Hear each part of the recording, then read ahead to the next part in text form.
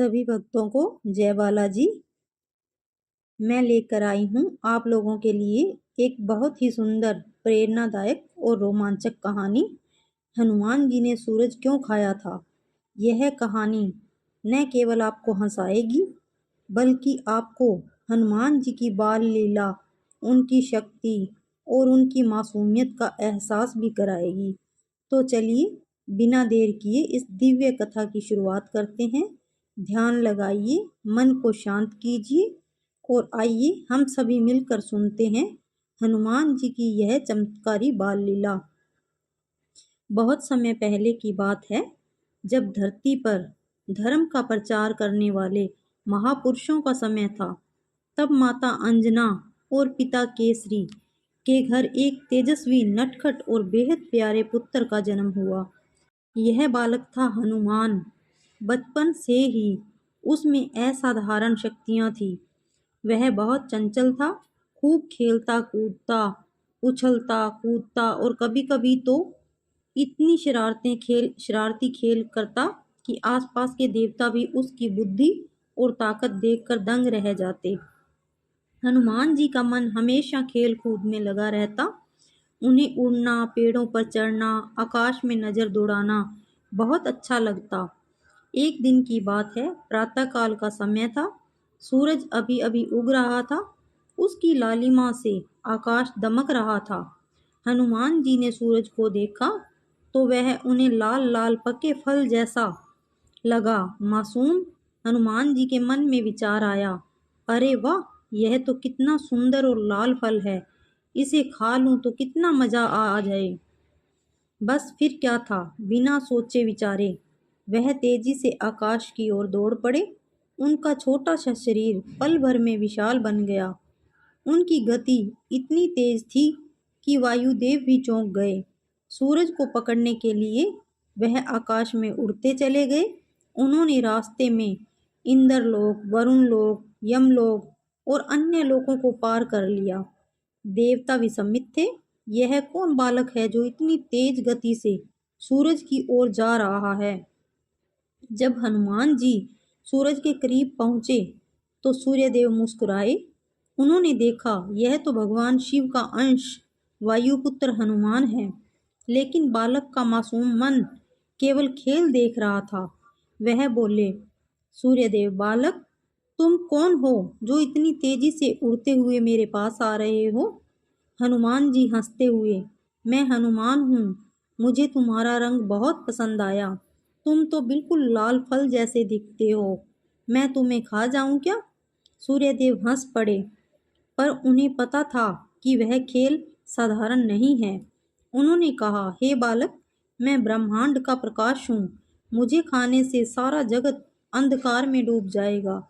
क्या तुम जानते हो कि तुम्हारा यह खेल कितना बड़ा संकट ला सकता है।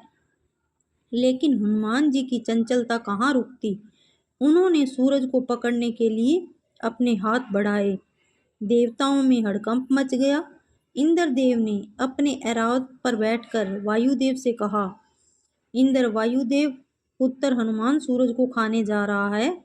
यदि सूर्य नहीं रहेगा तो सारा संसार संकट में पड़ जाएगा। वायुदेव चिंतित हो उठे। वे तुरंत हनुमान के पास गए। पुत्र, यह खेल नहीं है। सूरज पूरे जीवन का आधार है। इसे खाने से सब नष्ट हो जाएगा। लेकिन हनुमान जी अभी भी खेल में मगन थे। उन्होंने कहा, पिताजी, मैं तो बस खेल रहा हूँ। मुझे तो यह सुंदर फल जैसा दिखता है। मैं इसे खाकर देखूंगा। जब कोई उपाय काम ना आया तो इंद्रदेव समय वहां पहुंचे। उन्होंने सोचा कि अब किसी तरह इस खेल को रोकना होगा। इंद्र ने वज्र से प्रहार किया। उनका वज्र हनुमान जी के ठोड़ी पर लगा। बालक बेहोश होकर गिर पड़े। वायुदेव यह देखकर क्रोधित हो गए। उन्होंने अपना संतुलन खो दिया और पूरी पृथ्वी पर वायु का प्रवाह रोक दिया। चारों ओर घुटन फैल गई। प्राणियों को सांस लेने में कठिनाई होने लगी। देवताओं ने तुरंत समझा कि यदि वायुपुत्र नाराज रहे तो सृष्टि संकट में पड़ जाएगी। सभी देवताओं ने मिलकर वायुदेव से प्रार्थना की। ब्रह्मा जी, शिव जी और इंद्र ने हनुमान जी को वरदान देकर जगाया। हनुमान जी ने आंखें खोलते ही मुस्कुरा कर कहा, मैं तो खेल रहा था। ब्रह्मा जी ने कहा, वत्स, तुम्हारी लीला अद्भुत है। तुम्हें अनेक वरदान दिए जाते हैं। तुम अजय रहोगे, बल, बुद्धि, विद्या और सेवा में श्रेष्ठ बनोगे। तुम्हारी शक्ति से संसार का भला होगा। इंद्र ने भी कहा, बालक, तुम्हें वृक्ष से कोई नुकसान नहीं होगा। तुम महान वीर बनोगे। वायुदेव ने आशीर्वाद दिया, हे पुत्र, तुम्हारी गति वायु जैसी होगी। तुम जहाँ चाहोगे वहाँ पहुँच सकते हो। तुम्हारा तेज अप्रतिम होगा। सूर्यदेव ने भी कहा, हे वीर बालक, तुम मेरी आराधना करोगे, मैं तुम्हें ज्ञान और प्रकाश दूंगा। तुम धर्म की रक्षा करोगे। यह सुनकर हनुमान जी प्रसन्न हो गए।